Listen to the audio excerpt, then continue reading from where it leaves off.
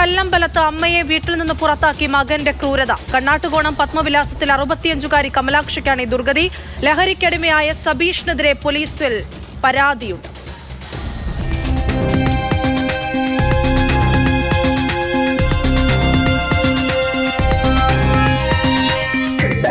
എനിക്ക് വയ്യ മോനെ, എനിക്ക് എന്തെങ്കിലും ഒരു പോകാൻ വഴി ഉണ്ടായിരുന്നു.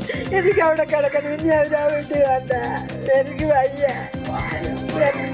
എൻ്റെ മോളെ വരാൻ സമ്മതിക്കില്ല. വന്ന ഈ കുട്ടികൾക്കൊക്കെ അറിയാം. ഇന്നാൾ വന്ന് അവനെ അടിച്ചിട്ട് വിട്ടാക്കി. ഇപ്പം ഭർത്താവ് മരിച്ചിട്ട് 6 മാസം ആശുപത്രി കിടന്നിട്ട് ഇവനൊന്നും വന്നില്ല.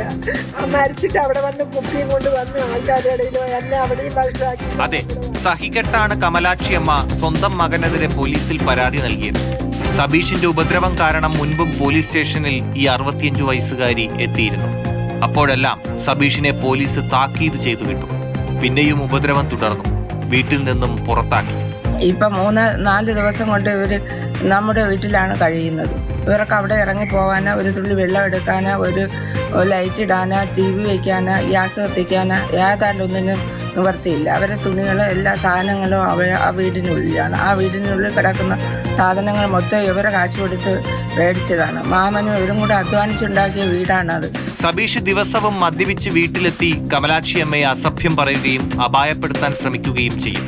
കഴിഞ്ഞ ദിവസം കിടന്നുറങ്ങുകയായിരുന്ന കമലാക്ഷിയുടെ തലയിൽ കൂടി ഒരു ബക്കറ്റ് വെള്ളം ഒഴിക്കുകയും അതേ ബക്കറ്റ് കൊണ്ട് ശരീരമാസകലം ക്രൂരമായി മർദ്ദിക്കുകയും ചെയ്തു. ഭർത്താവും മൂത്ത മകനും മരിച്ചു. മകൾ പാലക്കാടാണ് താമസം.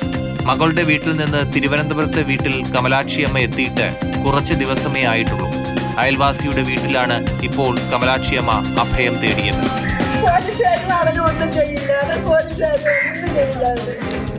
എന്നെ അവിടെ വെച്ച് പല്ല് വിളിച്ചപ്പോൾ ഞാൻ സാറിൻ്റെ അടുത്ത് പറഞ്ഞു, സാറ് എന്നതാ ഇവ പല്ല് വിളിക്കുന്നു പറഞ്ഞപ്പോൾ ആ സാറ് പറഞ്ഞു, നിങ്ങൾ അങ്ങോട്ട് മാറിയിരിക്കമ്മ. നേരത്തെ ഇതേപോലെ കൊടുത്തു മോനെ, എന്നിട്ടും ഒരു രക്ഷയില്ല.